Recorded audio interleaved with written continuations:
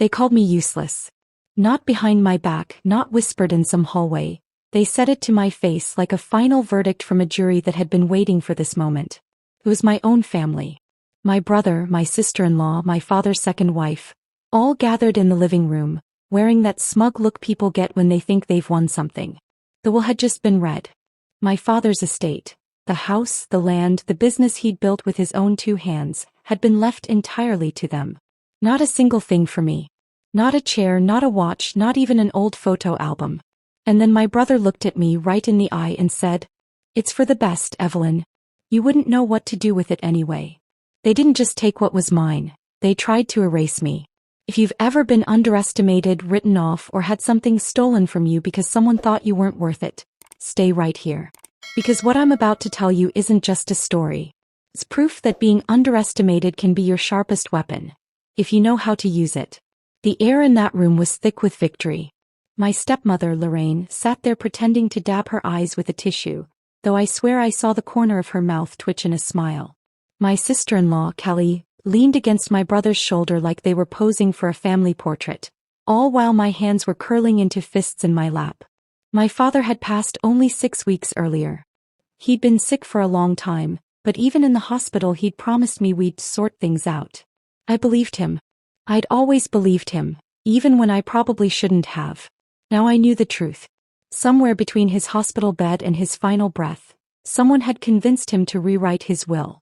And I could guess exactly who. Lorraine had been in his life for 8 years. She'd come in smiling, sweet-talking, offering to help out with the family business. My father had been lonely after Mom died, and I think he wanted to believe someone could love him for him, not for the land and the company he owned. But Lorraine, she had a way of making things happen quietly. First, she convinced him to simplify the company accounts, which meant my name was quietly removed from all decision-making roles. Then she suggested he make my brother, Mark, primary contact for legal and financial matters. I was still welcome to help in the office, she'd say, but without any real authority. By the time I realized what was happening, the doors had already closed behind me. I left that day without saying much. My brother thought my silence meant defeat. Lorraine thought it meant I'd slink away, maybe beg for scraps later. They didn't know that the moment I stepped outside I'd already started planning. Revenge wasn't about getting even, not for me. It was about building something so solid, so undeniable, that it would overshadow everything they'd stolen. And maybe if I did it right I could pull the rug out from under them completely.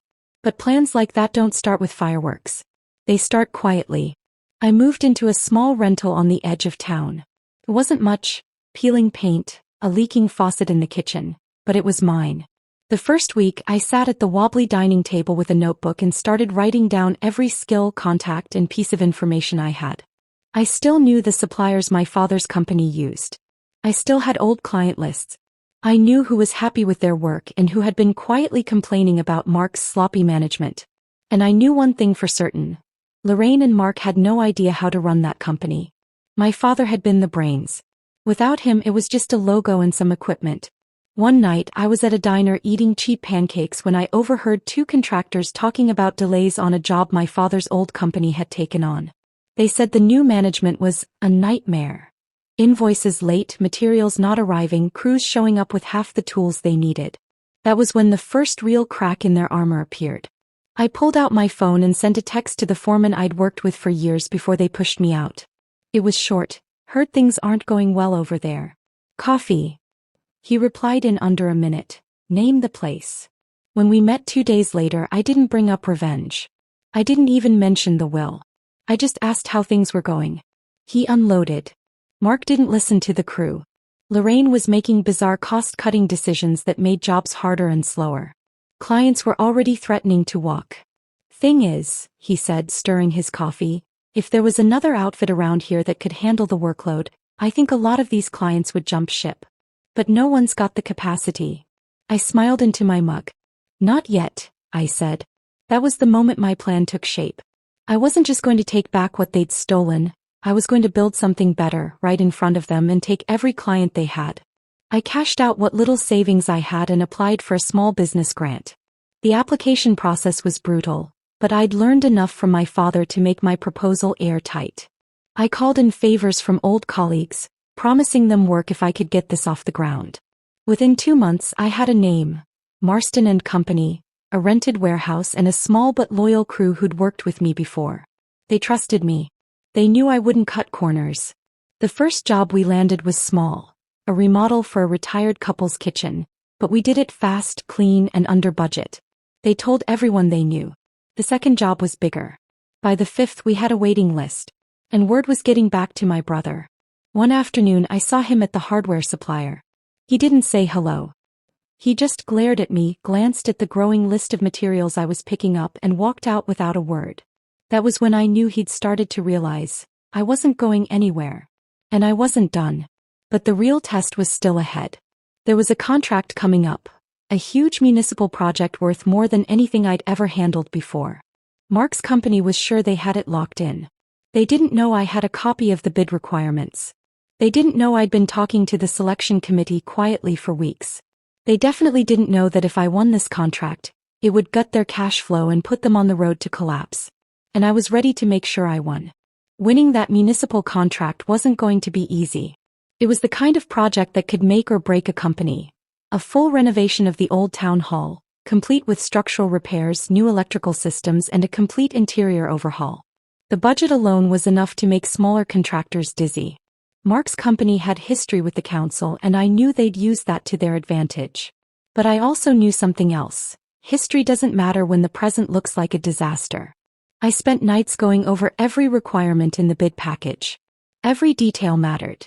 Sourcing locally where possible, delivering on a strict timeline, staying within a budget that had no room for unexpected overages. I knew Mark's approach. He'd lowball to win, then pad the invoices later, dragging the project out to squeeze more money. That's how he'd operated when my father was alive, and that's why some clients had quietly left even then. My bid was different. It was honest, precise, and backed by a crew that could actually deliver. I attached letters of recommendation from recent clients, photographs of completed projects, and even a proposed work schedule broken into weekly milestones. It wasn't just a bid, it was a promise I knew I could keep. Meanwhile, I kept my ears open. The foreman who'd met me for coffee months earlier became my inside source. He didn't sabotage Mark, I never asked him to, but he didn't hide the truth either. When Mark missed a supply deadline for one of their current jobs, the council's procurement officer just happened to hear about it. When his crew had to redo a wall because of faulty wiring, that story made its way to the town manager. None of it was my doing, but I didn't stop the information from flowing. The day of the presentations, I walked into the council chambers wearing my best navy suit. My palms were sweating, but my voice was steady as I laid out my proposal. When I finished, I caught a flicker of surprise on one committee member's face. The good kind. The kind that says, "We didn't expect this to be so thorough." Mark presented right after me. He strolled in late, wearing a blazer that looked slept in, and cracked a joke about keeping things simple. His slides were vague, his numbers sloppy. When the committee asked about his track record for on-time completion, he sidestepped the question. When they asked about his crew's certifications, he mumbled something about looking into it. By the time he was done, even he seemed to know he'd lost them. 2 weeks later I got the call. "Evelyn, the councils voted unanimously. The contract's yours." I thanked them politely, hung up, and then let out a laugh that felt like it had been stuck in my chest for years. That contract wasn't just money, it was legitimacy. It was proof that my company could compete with and beat the one my own family had stolen from me. Mark didn't take the news well. I know because the very next day I saw him outside the hardware supplier again. This time he didn't just glare, he marched right up to me. "What are you playing at?" he demanded. "Running my business," I said evenly. "You think you can just—" He stopped, glancing at the people watching us from the loading bay. He leaned closer. "You're going to regret this." I smiled. "Funny. I was about to say the same thing to you." From that moment on, it was open war. Mark started underbidding me on smaller jobs, clearly hoping to cut into my cash flow. But without my father's steady hand, his sloppy management only made things worse. Clients would come to me after he botched a project asking if I could fix his mess. I did, and I made sure they told everyone who had done the original work. Lorraine, meanwhile, tried to charm her way through the growing problems. She showed up at community events in expensive dresses, plastering on that smile of hers. But behind the scenes she was slashing budgets and alienating suppliers to keep the company afloat. The cracks were widening, and I was about to drive a wedge right through the middle. Halfway through the town hall project I got wind of something that made my pulse quicken. Mark had taken on another big job at the same time, a commercial renovation for a chain restaurant, and he was already falling behind. If he didn't deliver on time, the penalties in the contract would be devastating. I didn't need to sabotage him. I just needed to make sure his other clients knew they had options. I reached out to one of his frustrated restaurant managers and offered to send a crew to finish a critical part of the work. No charge, I said. Consider it a goodwill gesture. They accepted. My crew went in, finished the work in 2 days and left our business cards behind. 3 weeks later, that same chain signed a contract with me for future locations. By the time the town hall renovation wrapped up, my company had tripled its client list. The ribbon-cutting ceremony was broadcast on the local news, and there I was, shaking hands with the mayor while Mark stood in the background, pretending to check his phone. That night I drove past my father's old company office. The lights were off. A for-lease sign hung in the window. It was too soon for them to close completely, but I knew, I could feel it, they were bleeding out. And I wasn't done yet. Because taking their clients was one thing. Taking back the house, the land, and everything they'd claimed for themselves.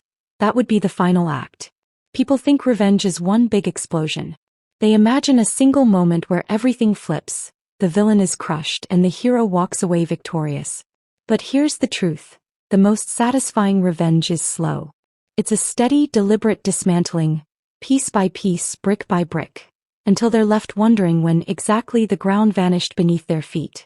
And I wasn't just going to take their company down.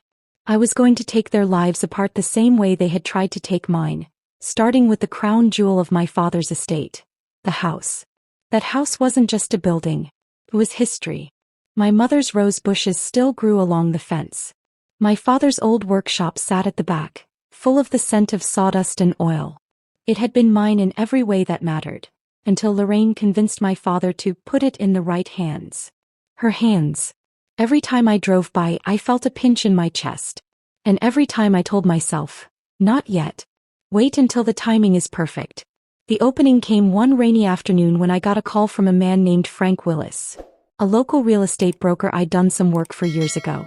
You didn't hear it from me, he said, but your brother and his wife have been trying to get a bridge loan using the house as collateral.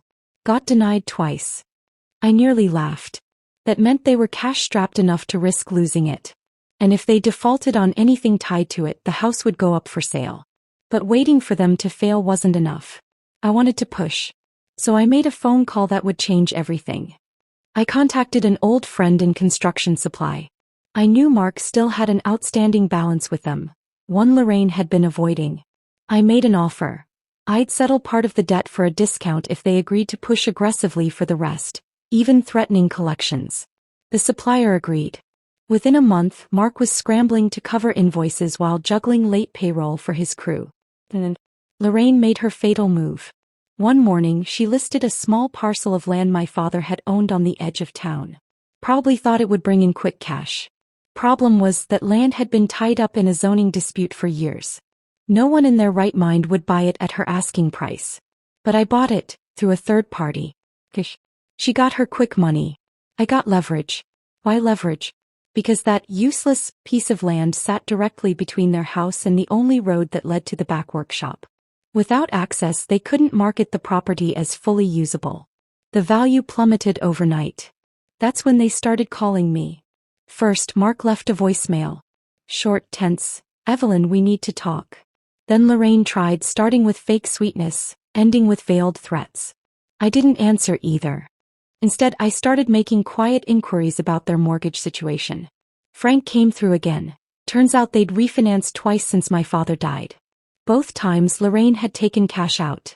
Both times she'd spent it faster than they could pay it back. They weren't just in trouble. They were teetering.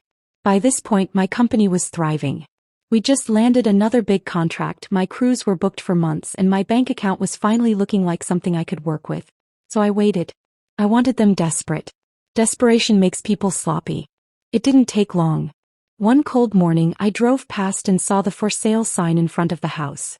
Not a fancy listing, just a small local agency placard, the kind you put up when you need to sell fast. I pulled over, sat there for a moment and let myself really look at it. The white paint was peeling. The roses were wild. Lorraine had let it go to seed. I called Frank that afternoon. "I want it," I said. "But I want it quiet." He handled the rest. Within 3 weeks, the paperwork was done. I bought my childhood home back for half of what it was worth when my father was alive. And then came the part they didn't see coming. I didn't move in right away. No, I let them stay there for the final month while they looked for a new place. Every day they woke up in a house that was no longer theirs. Every night they locked a door that was mine. The day they finally left, Lorraine couldn't even look at me. Mark tried to act like it didn't matter, but his hands were clenched so tight his knuckles were white. I stood in the driveway and waved as they drove away. It wasn't a taunt, it was a statement. A reminder that they'd called me useless, and I was the one holding the keys. By now the company was circling the drain. With no house to borrow against and fewer clients by the day, Mark had started selling off equipment. Some of it went to competitors. Some of it went to me. Piece by piece I was reclaiming everything they'd taken, and building something far stronger in its place. But I wasn't finished. Not until they felt the full weight of what they'd done. Because revenge wasn't just about payback. It was about legacy. And I was about to cement mine in a way they could never erase. The thing about watching someone lose everything is that it's never just one big blow. It's a series of small cracks, each one deepening until the whole thing collapses. Mark and Lorraine's cracks were already showing. I just had to widen them.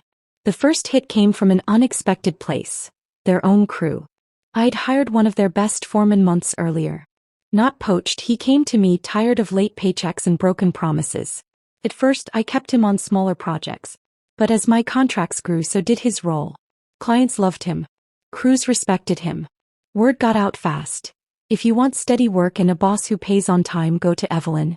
Within weeks, more of Mark's workers jumped ship. Some left for me, some for other companies. Either way, his job slowed to a crawl. But that was just the appetizer. The main course was about to be served. The municipal project I'd won earlier, it was still paying dividends. The mayor's office recommended me for a state-funded restoration job, the kind that made headlines. I bid high, knowing my track record could justify it. Mark tried to undercut me, but he didn't have the resources to back it up. When he failed to secure the contract, the news spread through every supplier in the region. Suppliers are funny like that. They don't just care about orders, they care about reliability. And once they started doubting him, they began tightening his credit terms. Some demanded cash up front. By now Lorraine was desperate. She called me one afternoon, voice sugary but shaking underneath. "Evelyn, we should meet. There's no need for hostility between us. We're family." Family. The same word she'd used when she'd shut me out of my father's will. I didn't say yes or no. I just told her I was busy, and let her stew in the silence. Then came the job that tipped everything. It was a commercial renovation for a new shopping strip. A huge opportunity for whoever landed it. I knew Mark would bid even though his company was barely staying afloat. Here's where patience pays off. I'd been cultivating relationships with the property developers for months. Quiet conversations, occasional lunches, small repair jobs that built trust. When the big contract came up, they didn't even entertain his proposal. They called me directly. That's when I realized they weren't just losing to me. They were invisible. The day the deal was signed, Mark showed up at one of my sites. He didn't bother with pleasantries. "You're trying to destroy me," he said, his voice low, almost trembling. "No," I replied, looking him straight in the eye. "You did that yourself. I'm just cleaning up." He left without another word. But I could feel it. The end was near. The next move came from the bank. Frank, my real estate contact, called me again. "You'll never guess. They've defaulted on a business loan. The equipment's going up for auction." It was poetic. The same trucks, tools, and machines that had once been locked away from me were now being sold off to the highest bidder. I went to that auction. Not to gloat, but to win. I bought back 2 of the work trucks and half the equipment for pennies on the dollar. The look on Lorraine's face when she saw me signing the paperwork? Worth every cent. By now the community knew the truth. I didn't have to spread rumors. People talked on their own. Clients shared horror stories about missed deadlines and shoddy work. Former employees told anyone who would listen about unpaid wages. Every bad decision they'd made was coming home to roost. But there was still one last string to pull, the one that would bring the whole thing crashing down. It was their final contract. A medium-sized renovation for a local hotel, one of the few jobs keeping them afloat. I happened to know the hotel manager, having done some small work for them years earlier. I asked for a meeting. Not to badmouth Mark, but to talk about an alternative plan, if things didn't go smoothly. When, not if, they failed to deliver, I promised I could step in and finish the job without charging extra for the delay. 3 weeks later the call came. Mark's crew had walked off the site over unpaid wages. I took over the job, delivered it in half the time they'd estimated. And with that, their last steady client was gone. By the end of the month, the business license was revoked for unpaid taxes. The sign came down from their office. Lorraine's shiny SUV disappeared from the driveway. Mark. Well, I don't know where he went. Maybe he thought leaving town would save him from the shame. I drove past their old office one last time. Empty windows. Dusty floors. Just a hollow shell. The same way they'd tried to leave me. The morning after I took over the hotel job, I sat in my office with a cup of coffee, staring at the contract on my desk. My name, my company, front and center. A year ago that would have been unthinkable. Now it was normal. My phone buzzed. It was a text from a number I didn't recognize. Congratulations. You've made your point. No name. But I knew who it was. I didn't reply. They'd had their chance to talk months ago. And now whatever point they thought I'd made, I wasn't finished making it. Taking their company had been satisfying. Reclaiming my father's house had been even better. But revenge, real revenge, leaves a mark so deep it can't be painted over. That mark was going to be my success. The kind they could see from a distance but never touch. The hotel job turned into another chain contract. My crews were booked so far out we had to start turning people away. My name was being mentioned at city meetings, community events, and even in the local paper. I knew Mark and Lorraine were still in town because I'd hear their names now and then. Whispers about them renting a small place on the outskirts, about Lorraine trying and failing to get hired at a design firm, about Mark picking up odd jobs under the table. It would have been easy to gloat. But gloating meant looking back. I was too busy looking forward. One evening, I drove past the old family business sign that had been taken down months earlier. The building still sat empty. Windows covered in dust, weeds pushing through the cracked pavement. I pulled over and just sat there for a minute, remembering the smell of fresh sawdust, my father's voice calling out measurements, the way I used to feel like I belonged there. That was before Lorraine's smile and Mark's quiet resentment turned it into something ugly. Before they decided I was useless and didn't deserve a place in my own family's story. But now the story was mine again. A week later, Frank called with something I hadn't expected. The old office building is going to auction, he said. Bank repossession. You interested? I laughed. Of course I'm interested. It wasn't about needing the building. My company already had better facilities. But owning that space, walking in through those doors not as the outcast but as the owner, that was the ending I wanted. The auction was quick. No real competition. The place had been gutted when Mark and Lorraine left, and the repairs alone scared off anyone looking for a cheap flip. I signed the papers the same afternoon. 2 weeks later, I unlocked the front door for the first time in years. The air inside was stale. Old sawdust clung to the floorboards. Faded paint peeled from the walls. But in my mind, I could see the space alive again. Not as my father's, not as Mark's, but as mine. I decided I wouldn't restore it exactly as it had been. This was going to be a training center.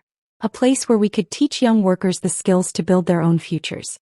It would be a living reminder that no one gets to decide your worth except you. One Saturday afternoon, while renovations were underway, I saw a familiar car slow down outside. Lorraine's. She didn't stop. She didn't wave. She just stared as she passed by, her face pale, her knuckles white on the steering wheel. That look, it was worth more than any contract I'd ever signed. The grand reopening drew a crowd. Old clients, city officials, even some of the crew who'd once worked under my father showed up. I stood at the podium looking out at them and felt something I hadn't felt in years. Complete peace. This building, I told them, used to be a place where I learned what I could do. Then it became a place where I was told I wasn't enough. Now it's a place where no one will ever be told that again. The applause was warm and long, but it wasn't about me anymore. It was about what the place had become. A symbol that no matter how far someone tries to push you down, you can rise higher than they ever imagined. By the end of that year, my company had doubled in size again. The training center was running smoothly, producing skilled workers who went on to start their own businesses or join ours. Mark and Lorraine faded into the background. No more calls, no more attempts to make peace on their terms. I'd taken away their business, their house, their reputation, and the one place they thought they'd locked me out of forever. And I'd done it without ever lowering myself to their level. Sometimes late at night I'd think back to that day in the living room, the day they told me I was useless. I could still hear Mark's voice, the smug finality in it. They thought they were closing the book on me. What they didn't realize was, I was just starting a whole new volume. It's strange how quiet victory feels. People expect it to come with trumpets, fireworks, a crowd cheering your name. But when it's real, when you've fought tooth and nail to take back what was stolen, it's quieter than you'd think. Because by the time you've won, the noise is behind you. It had been nearly 2 years since that day in the living room. The day they told me I was useless and handed my father's life's work to someone else. 2 years since I walked out of my own family home with nothing but my dignity and the faintest outline of a plan. Now I stood on the porch of that same house, coffee in hand, watching the sun come up over the rose bushes my mother planted. The workshop at the back was mine again. The land was mine. The old office, now a training center, was alive with new beginnings. Everything they'd taken was either back in my hands or turned into something even better. And the best part? I'd built more than I'd gotten back. I had a thriving company, a respected name in the community, and a future so bright it made their opinion of me seem laughable. People sometimes ask if I ever wanted to forgive them, if I ever missed my brother, if I ever wished things had gone differently. The truth? There was a time when I would have said yes. I used to dream about us working side by side, keeping the business alive together. But those dreams died the moment they decided my worth was less than their greed. I don't hate them now. That would give them too much space in my life. But I will never forget what they did. Forgetting means leaving the door open for it to happen again. One evening, just before closing up the training center, I saw a figure standing in the doorway. It took me a second to realize it was Mark. He looked smaller somehow. Not just thinner, but shrunken. His shoulders hunched, eyes dull, like a man who'd been walking against the wind for too long. "I heard what you've done here," he said quietly. "It's impressive." I studied him for a moment. "Thank you." There was a long pause. "I didn't come for money," he added quickly. "I just wanted to say I was wrong. About you." I nodded. "You were." He gave a small, tired smile and left without another word. I didn't ask where he was living now. I didn't ask about Lorraine. I didn't need to know. That chapter was closed. The next weekend I hosted an open day at the training center. We invited high school students, unemployed workers, anyone who wanted to learn a skill and change their life. Watching them walk through the space, eyes wide, asking questions about tools and projects, I felt something I hadn't expected. Gratitude.